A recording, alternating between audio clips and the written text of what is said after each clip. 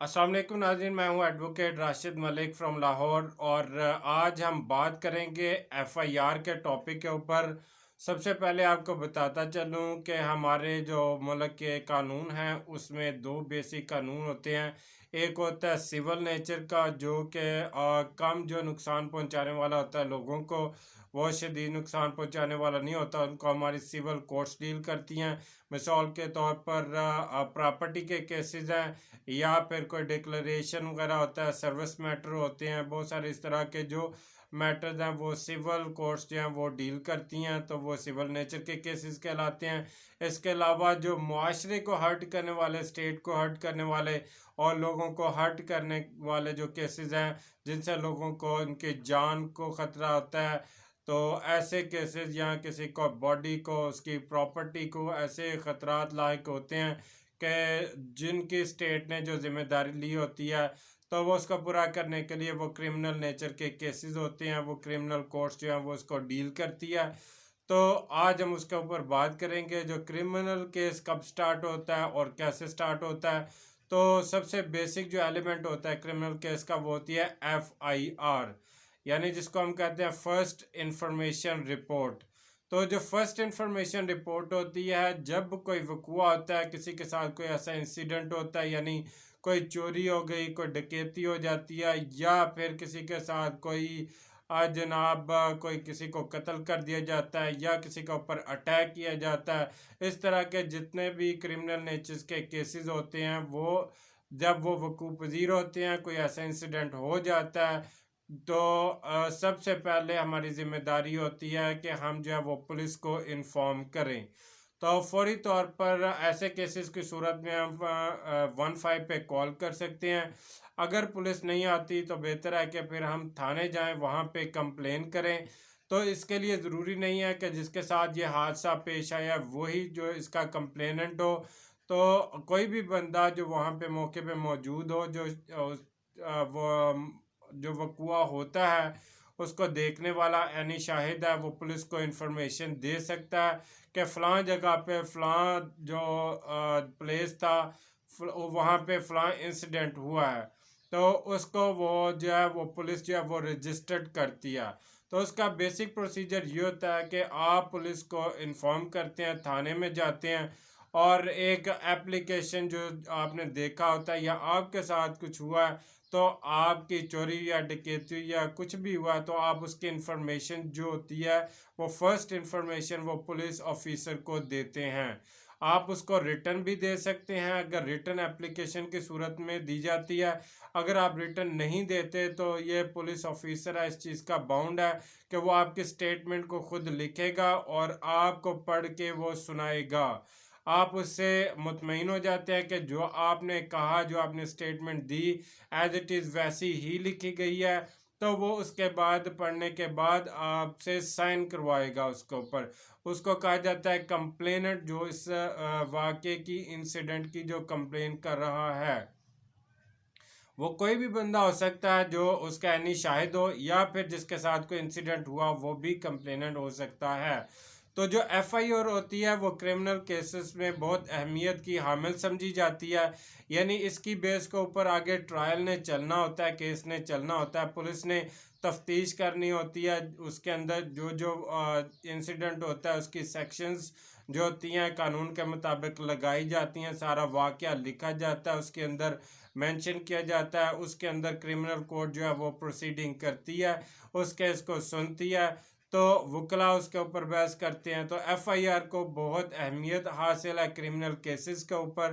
तो बाज़ हमारे मुल्क का कानून ऐसा है कि कुछ लूप होल्स दिए गए हैं, तो पुलिस भी होती है कि वो फ़ायदा उठाने की कोशिश करती है कुछ लोगों से, कि जब हम एफआईआर कटवाने जाते हैं तो उनको पता है कि ये बेसिक एलिमेंट है, इसके ऊपर इन्होंने केस लड़ना है, इसके ऊपर फैसला होना है। तो वो क्या करती है, वो पैसे चार्ज करने की कोशिश करती है, रिश्वत लेने की कोशिश करती है कि इससे हमें कुछ ना कुछ पैसे मिल जाएं। वो पुलिस ऑफिसर मोस्टली ऐसा ही करते हैं। लेकिन कुछ केसेस ऐसे होते हैं कि उनको काटनी पड़ती है, उनकी मजबूरी होती है तो वो करते हैं। वैसे मोस्टली वो टाल मटोल की कोशिश करते हैं। एफआईआर के ऊपर जो थाने का एसएचओ होता है, इंचार्ज होता है, उसकी जो रेपुटेशन होती है वो भी ख़राब होती है। जितनी एफआईआर होंगी उस इलाके में, वो जो इफ़ेक्ट करती हैं उसके सर्विस रिकॉर्ड के ऊपर, जो उसकी एसीआर होती है वो ख़राब होती है। या अगर कम होंगी तो वो कोशिश करता है कम से कम जो उसके इलाके के जो थाने के अंदर रिपोर्ट्स आती हैं उसके इलाके की, वो कम से कम आए ताकि उसका सर्विस का रिकॉर्ड जो है वो अच्छा बन सके। तो इन सूरतों में भी पुलिस जो तंग करती है। तो इसके बाद कुछ रेमेडीज़ मौजूद है कानून में, अगर पुलिस एफआईआर नहीं काटती तो इंशाल्लाह अगली वीडियो में हम वो भी डिस्कस करेंगे। तो फिलहाल इस वीडियो में हम एफआईआर के ऊपर डिस्कस कर रहे हैं। तो एफआईआर जो होती है वो कैसे जो है वो दर्ज कराई जाती है। सिंपल, जब इंसिडेंट हुआ आप थाने में जाएं, अगर 15 के ऊपर कॉल करने के ऊपर पुलिस नहीं आती या डिले कर रही है तो आप सीधा जो उस इलाके का जो थाना होता है वहाँ पे जाके रिपोर्ट कर सकते हैं। वो जो रिपोर्ट आप रिटर्न भी दे सकते हैं एप्लीकेशन, और ओरल भी हो सकती है। आप उनको बताते हैं, वो लिख के जो पुलिस ऑफिसर है आपको पढ़ के सुनाता है, आप उसके ऊपर साइन करते हैं तो वो एफआईआर दर्ज कर ली जाती है। वे फिर वो एफआईआर जो होती है वो पुलिस वो विद इन 24 आवर जो होती है उन्होंने पेश करनी होती है मजिस्ट्रेट के पास। तो मजिस्ट्रेट और प्रोसिक्यूशन डिपार्टमेंट में जाती है, वो मजिस्ट्रेट को पेश करते हैं, उसके ऊपर ट्रायल शुरू हो जाता है और पुलिस जो होती है वो अपनी इन्वेस्टिगेशन शुरू कर देती है।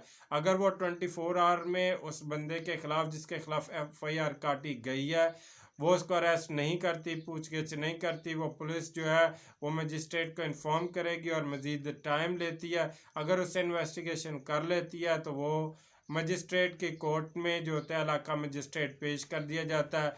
और उसके बाद अगर सेशन कोर्ट में केस जाता है तो वो एफआईआर के ऊपर जो वकला होते हैं वो भी बहस करते हैं। जो दूसरा वकील होता है डिफेंस का, वो भी उसमें से खामियां ढूंढने की कोशिश करता है। सबसे इम्पोर्टेंट चीज़ होती है कि आपने कितना डिले किया उस एफआईआर को दर्ज कराने में। तो जो कोर्ट होती है वो इसका जो अगर आपने ज़्यादा डिले किया होता है तो फ़ायदा वो अक्यूज़्ड को होता है, उस मुलजिम को होता है कि वो ये समझा जाता है कि इस बंदे ने एफआईआर दर्ज करवाने से पहले किसी वकील साहब से या किसी कानूनी बंदे से जो वो मशवरा किया है और अपनी मर्ज़ी के मुताबिक एफआईआर लिखवाई है, उसको फिर शक की नज़र से देखा जाता है। या फिर ऐसा होता है कि एफआईआर कटवाते हुए आप इररेलेवेंट लोग जो होते हैं उनको भी बीच में डालने की कोशिश करते हैं। तो ऐसा मत करें। क्यों कि जब आप ज़्यादा लोगों को जिसके ख़िलाफ़ आपने मुकदमा दर्ज करवाना है साथ दूसरे लोगों को भी उसमें डालने की कोशिश करते हैं तो बाद लोग ऐसे होते हैं वो बाद में आपकी स्टेटमेंट वो झूठी निकल आती है, वो जो होते हैं बरी हो जाते हैं और साथ उसका फ़ायदा जो होता है मुलजिम को भी हो जाता है। तो आपका केस जो होता है बेसिकली वो स्ट्रॉन्ग होने के बजाय वीक हो जाता है और जो मुलजिम है उसकी रिहाई के चांसेस बढ़ जाते हैं। मोस्टली ऐसा होता है कि एफआईआर वीक होने की वजह से, टाइम का बहुत ज़्यादा डिले होने की वजह से एफआईआर जो होती हैं वो सस्पेक्टेड हो जाती हैं, मशकूक हो जाती हैं। उनके ऊपर बाद में जब क्रॉस किया जाता है या उनके ऊपर बहस की जाती है कोर्ट में तो वो शक की बुनियाद पे जो मुजरिम होता है वो छूट जाता है, जिसके ऊपर इल्ज़ाम लगाया गया होता है मुलजिम, वो छूट जाता है, उसको सही कानून के मुताबिक सज़ा नहीं मिल पाती।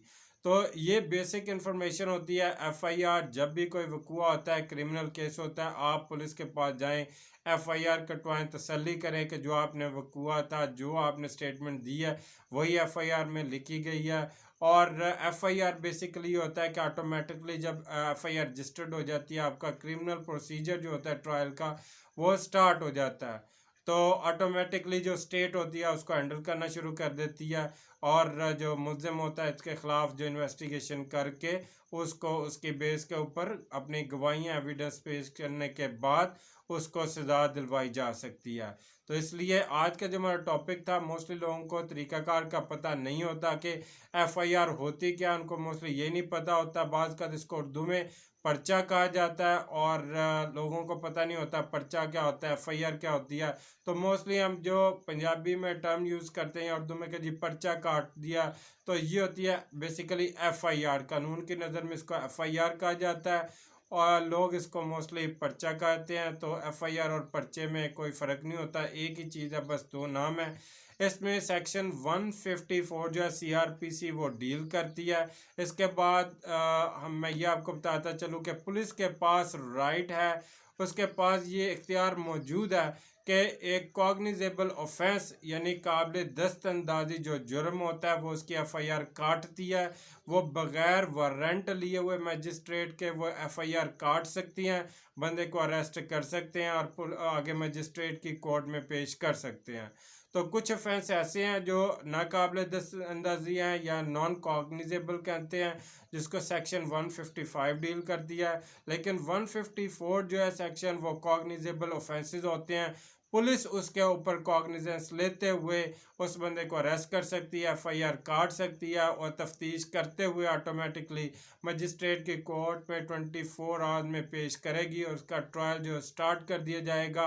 और उसके बाद उसके ख़िलाफ़ गवाहियाँ आने की सूरत में फिर उसको देखा जाता है कि इधर के गवाहियाँ ठीक हैं, एफआईआर ठीक है, ये इसके ऊपर जो चार्जेस लगाए गए हैं ठीक लगते हैं, तो वो फिर कोर्ट जो होती है वो उसको सज़ा देती है।